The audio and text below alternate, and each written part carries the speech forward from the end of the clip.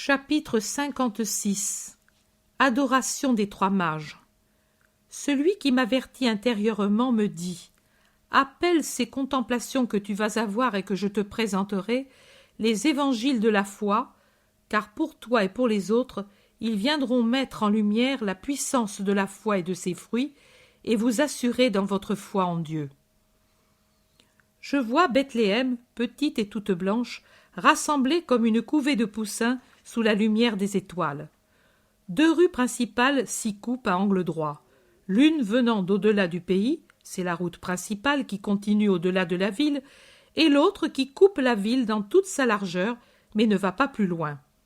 D'autres petites rues découpent ce petit pays sans la moindre trace d'un plan d'ensemble comme nous le concevons, mais s'adaptant au terrain qui est à plusieurs niveaux, et aux maisons qui se distribuent çà et là selon les accidents du sol et les caprices des constructeurs.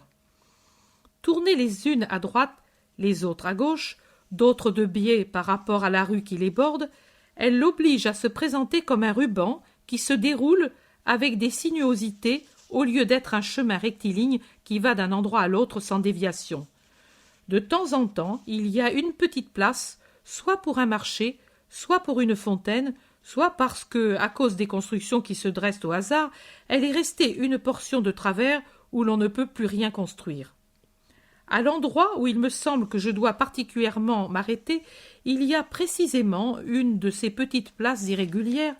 Elle devrait être carrée ou au moins rectangulaire. Elle se présente comme un trapèze si bizarre qu'on dirait un triangle rectangle dévié au sommet. Le côté le plus long, la base du triangle, est un bâtiment large et bas, le plus large du pays. Du dehors, c'est une haute muraille lisse et nue, sur laquelle s'ouvrent à peine deux portes cochères maintenant bien closes. À l'intérieur, au contraire, sur toute une cour carrée, il y a de nombreuses fenêtres au premier étage, pendant qu'au rez-de-chaussée on voit des portiques qui entourent des cours jonchées de paille et de détritus, avec des vasques pour abreuver chevaux et autres animaux. Aux rustiques colonnes des portiques, il y a des anneaux pour attacher les animaux, et sur un côté, un vaste hangar pour abriter les troupeaux et les montures. Je comprends qu'il s'agit de l'auberge de Bethléem. Sur deux autres côtés, de même longueur, il y a des maisons et des maisonnettes, les unes précédées d'un jardinet, d'autres non, parce que parmi elles, il y en a qui ont la façade sur la place et d'autres à l'arrière. Sur l'autre côté plus étroit, en face le caravansérail, il y a une unique maisonnette avec un petit escalier extérieur qui donne accès au milieu de la façade aux chambres du premier étage. Elles sont toutes fermées car il fait nuit. Il n'y a personne dans les rues à cause de l'heure. Je vois qu'augmente la clarté nocturne qui tombe d'un ciel constellé d'étoiles si belles dans le ciel d'Orient, si vivantes et si grandes qu'elles paraissent toutes proches et qu'il serait facile de les rejoindre et de les toucher, ces fleurs qui brillent sur le velours du firmament. Je lève les yeux pour me rendre compte de la source de cette croissance de lumière. Une étoile de grandeur inhabituelle, comme une petite lune, s'avance dans le ciel de Bethléem. Les autres semblent s'éclipser et lui donner passage, comme des suivantes au service de la reine, tant son éclat les surpasse et les fait disparaître. Du globe, qui semble un énorme éclair saphir éclairé de l'intérieur par un soleil, part un sillage lumineux dans lequel, à la prédominance du clair saphir, se fondent les blonds des topazes, les verts des émeraudes, la lueur opalescente des opales, les clartés sanguines des rubis et les doux scintillements des améthystes. Toutes les pierres précieuses de la terre sont dans ce sillage qui parcourt le ciel d'un mouvement rapide et ondulant, comme s'il était vivant. Mais la couleur qui domine, c'est cette couleur qui semble pleuvoir du globe de l'étoile, la paradisiaque couleur de pâle saphir qui descend pour colorer d'argent azuré les maisons, les rues, le sol de Bethléem, berceau du Sauveur. Ce n'est plus la pauvre cité qui pour nous ne serait qu'une agglomération rurale, c'est une fantastique cité de contes de fées où tout est d'argent. L'eau des fontaines et des vasques est comme du diamant liquide. Avec la splendeur d'un plus vif éclat, l'étoile s'arrête au-dessus de la petite maison qui se trouve sur le côté étroit de la petite place. Ni ses habitants, ni ceux de Bethléem ne la voient parce qu'ils dorment dans les maisons fermées. Cependant, l'étoile accélère les palpitations de sa lumière, et sa queue vibre et se balance davantage en décrivant des demi-cercles dans le ciel qui s'éclairent tout entier par l'effet de ce filet d'astres qu'elle entraîne, de ce filet de pierres précieuses qui resplendissent de 1000 couleurs sur les autres étoiles comme pour leur communiquer une parole joyeuse. La petite maison est toute baignée de ce feu liquide de perles. Le toit de la petite terrasse, le petit escalier de pierre sombre, la petite porte, tout est un bloc de pur argent saupoudré d'une poussière de diamants et de perles. Nul palais de roi n'a eu ni n'aura un perron semblable à celui fait pour recevoir les pas des anges, pour servir à la mère qu'est la mère de Dieu. Ces petits pieds de Vierge Immaculée peuvent se poser sur cette éclatante blancheur, ces petits pieds destinés à se poser sur les degrés du trône de Dieu. Mais la Vierge ne sait rien de cette féerie. Elle veille près du berceau du Fils et prie. En son âme, elle possède des splendeurs qui surpassent celles dont l'étoile embellit les choses. De la rue principale s'avance un défilé, chevaux harnachés et d'autres conduits à la main, dromadaires et chameaux, les uns montés, les autres chargés. Le son des sabots fait un bruit d'eau qui ruisselle en les heurtant sur les pierres d'un torrent. Arrivés sur la place, tous s'arrêtent. Le défilé, sous le rayonnement de l'étoile, est d'une splendeur fantastique. Les ornements des très riches montures, les habits des cavaliers, les visages, les bagages, tout resplendit, ravivant et unissant le propre éclat des métaux, des cuirs, des soies, des gemmes, des pelages à la clarté de l'étoile. Les yeux rayonnent et les bouches sourient parce qu'une autre splendeur s'est allumée en leur cœur, celle d'une joie surnaturelle. Pendant que les serviteurs se dirigent vers le caravansérail avec les animaux, 3 personnages de la caravane descendent de leurs respectives montures qu'un serviteur conduit ailleurs et se dirigent à pied vers la maison. Là, ils se prosternent, front contre terre, baisant la poussière. Ce sont 3 personnages puissants, comme l'indiquent leurs très riches habits. L'un de peau très foncée, à peine descendu d'un chameau, s'enveloppe tout entier dans un magnifique vêtement de soie blanche. Son front est ceint d'un cercle de métal précieux, et il a à la taille une riche ceinture d'où pendent un poignard ou une épée dont la garde est ornée de gemmes. Les 2 autres, descendus de 2 magnifiques chevaux, sont vêtus l'un d'une étoffe rayée très belle où domine la couleur jaune. Cet habit est fait comme un long domino garni d'un capuchon et d'un cordon qui semble fait tout d'une pièce en filigrane d'or, tant ils sont ornés de broderies d'or. Le 3e porte une chemise de soie bouffante qui sort d'un large et long pantalon serré aux pieds. Il est enveloppé dans un châle très fin, véritable jardin fleuri, tant sont vives les couleurs dont il est orné tout entier. Sur la tête, un turban retenu par une chaînette ornée de chatons de diamants. Après avoir vénéré la maison où réside le Sauveur, ils se relèvent et se rendent au caravansérail où les serviteurs ont frappé et fait ouvrir. Ici s'arrête la vision.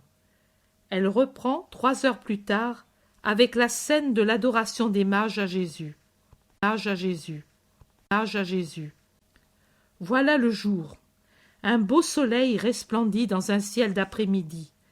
Un serviteur des 3 mages traverse la place et monte le petit escalier de la maisonnette. Il rentre. Il sort. Il retourne à l'auberge. Les 3 mages sortent, suivis chacun de son propre serviteur. Ils traversent la place. Les rares passants se retournent pour regarder les majestueux personnages qui passent très lentement, avec solennité. Entre la venue du serviteur et celle des 3, il s'est passé un bon quart d'heure, ce qui a donné aux habitants de la maisonnette le temps de se préparer à recevoir les hôtes. Ceux-ci sont encore plus richement vêtus que le soir précédent. Les soies resplendissent, les gemmes brillent. Un grand panache de plumes de grand prix, parsemé d'écailles encore plus précieuses, étincelle sur la tête de celui qui porte le turban. L'un des serviteurs porte un coffre tout orné de marqueterie dont les garnitures métalliques sont en or buriné. Le second porte une coupe d'un travail très fin, couvert par un couvercle tout en or ciselé. Le troisième, une sorte d'amphore large et basse, en or également, avec une fermeture en forme de pyramide qui, à son sommet, porte un brillant. Ces objets doivent être lourds, car les serviteurs ont peine à les porter, spécialement celui qui est chargé du coffre. Les trois montent l'escalier et entrent. Ils pénètrent dans une pièce qui va de la route à l'arrière de la maison. On aperçoit le jardinier par derrière à travers une fenêtre ouverte au soleil. Des portes s'ouvrent dans les deux autres murs, d'où regardent les propriétaires de la maison, un homme, une femme et 3 ou 4 enfants entre deux âges. Marie est assise avec l'enfant sur son sein et Joseph debout à côté. Mais elle se lève aussi et s'incline quand elle voit entrer les 3 mages. Elle est toute vêtue de blanc, si belle dans son simple habit blanc qui la couvre de la base du cou aux pieds, des épaules aux poignets délicats, si belle avec la tête couronnée de tresses blondes, en son visage que l'émotion couvre d'un rose plus vif, en ses yeux qui sourient avec douceur, avec une bouche qui s'ouvre pour saluer. Dieu soit avec vous. Les 3 mages en restent un instant interdits, puis ils s'avancent, se prosternent à ses pieds et la prient de s'asseoir. Eux, non, ils ne s'assoient pas, malgré l'invitation de Marie. Ils restent à genoux, appuyés sur leurs talons. En arrière et à genoux aussi sont les 3 serviteurs. Ils sont tout de suite derrière le seuil.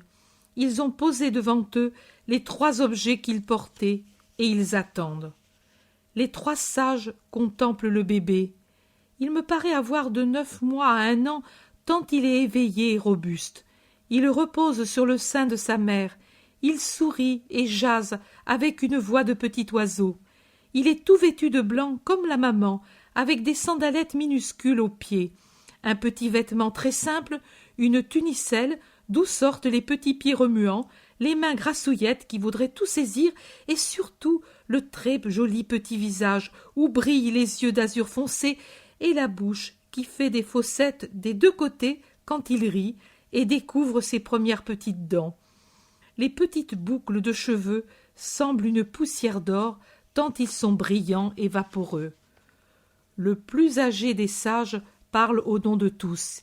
Il explique à Marie qu'ils ont vu, une nuit du mois de décembre précédent, une nouvelle étoile qui s'est allumée dans le ciel avec une inhabituelle splendeur. Jamais les cartes célestes n'avaient porté cet astre ou ne l'avaient signalé. Son nom était inconnu. Elle n'avait pas de nom. Née du sein de Dieu, elle avait fleuri pour dire aux hommes une vérité bénie, un secret de Dieu. Mais les hommes n'en avaient pas fait cas, car leurs âmes étaient plongées dans la boue. Ils ne levaient pas leur regard vers Dieu et ne savaient pas lire les paroles qu'il trace, qu'il en soit éternellement béni, avec les astres de feu sur la voûte des cieux. Eux l'avaient vu et s'étaient efforcés de comprendre sa voix. Renonçant de bon cœur au peu de sommeil qu'ils accordaient à leurs membres, oubliant de manger, ils s'étaient plongés dans l'étude du zodiaque. Et les conjonctions des astres, le temps, la saison, les calculs des anciens temps et des combinaisons astronomiques leur avaient dit le nom et le secret de l'étoile. Son nom, Messie. Son secret, être le Messie venu au monde. Et ils étaient partis pour l'adorer, chacun à l'insu des autres. Traversant monts et déserts, vallées et fleuves, voyageant de nuit, ils étaient venus vers la Palestine, car l'étoile allait dans cette direction. Et chacun des 3 points différents de la terre s'en allait vers cette direction, et ils s'étaient trouvés ensuite ensemble au-delà de la mer morte.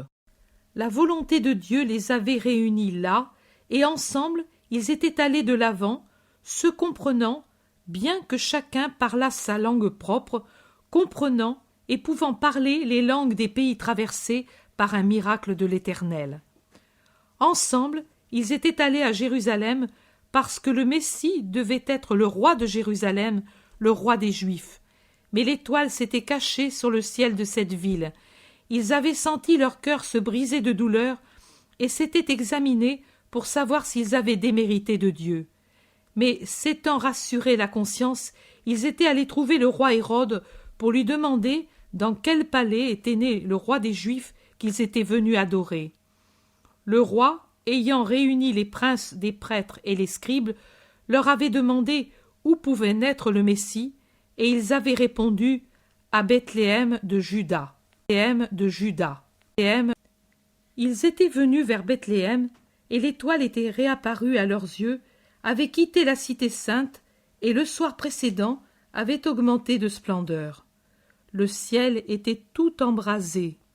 Puis l'étoile s'était arrêtée, rassemblant la lumière des autres étoiles en son rayonnement au-dessus de cette maison. Ils avaient compris que c'était là que se trouvait le divin né. Maintenant ils l'adoraient, offrant leurs pauvres cadeaux, et par-dessus tout leur cœur qui n'avait jamais cessé de bénir Dieu pour la grâce qu'il leur avait accordée et d'aimer son Fils dont ils voyaient la sainte humanité. Ensuite, ils retourneraient rendre compte au roi Hérode parce que lui aussi désirait l'adorer.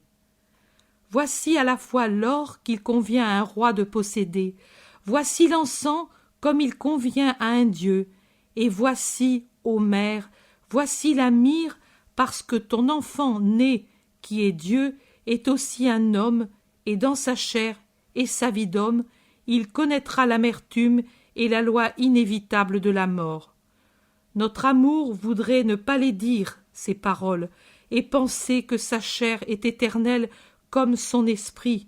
Mais, ô femmes, si nos cartes et surtout nos âmes ne se trompent pas, lui, ton Fils, est le Sauveur, le Christ de Dieu, et pour ce motif, il devra, pour sauver la terre, prendre sur lui le mal de la terre, dont un des châtiments est la mort.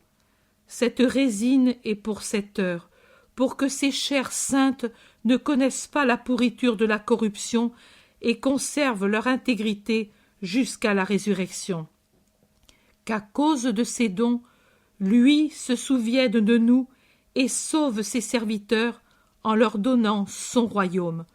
Pour l'instant, pour en être sanctifié, qu'elle, sa mère, offre son petit enfant à notre amour, et en baisant ses pieds, descende sur nous la bénédiction céleste. Marie, qui a surmonté l'effroi provoqué par les paroles des sages et a caché sous un sourire la tristesse de la funèbre évocation, offre le bébé. Elle le met sur les bras du plus ancien, qui le baise et reçoit ses caresses, et puis le passe aux autres. Jésus sourit et joue avec les chaînettes et les franges des trois. Il regarde avec curiosité les crins ouverts, pleins d'une matière jaune et brillante. Il rit en voyant que le soleil fait un arc-en-ciel en touchant le brillant du couvercle de la myrrhe. Puis les trois rendent le bébé à sa mère et se lèvent. Marie aussi se lève. Le plus jeune des mages donne à son serviteur l'ordre de sortir. Alors on s'incline de chaque côté. Les trois parlent encore un peu. Ils ne peuvent se décider à quitter cette maison. Des larmes d'émotion se voient dans tous les yeux. À la fin, ils se dirigent vers la sortie, accompagnés de Marie et de Joseph. Le bébé a voulu descendre et donner sa petite main au plus ancien des trois. Il marche ainsi, une main dans la main de Marie, l'autre dans celle du sage qui se penche pour le conduire. Jésus a le pas encore incertain de l'enfant et rit en frappant du pied la bande lumineuse que fait le soleil sur le pavé. Arrivés au seuil, il ne faut pas oublier que la pièce prenait toute la longueur de la maison.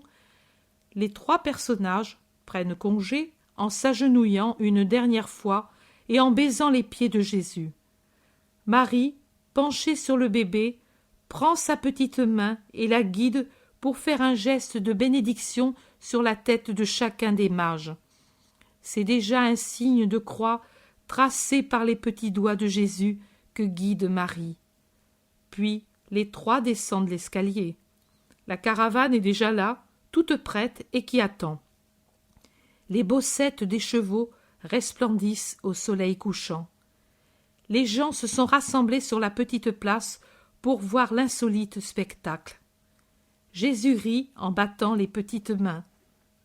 La maman l'a soulevé et appuyé au large parapet qui borde le palier. Elle le tient avec un bras sur sa poitrine pour l'empêcher de tomber.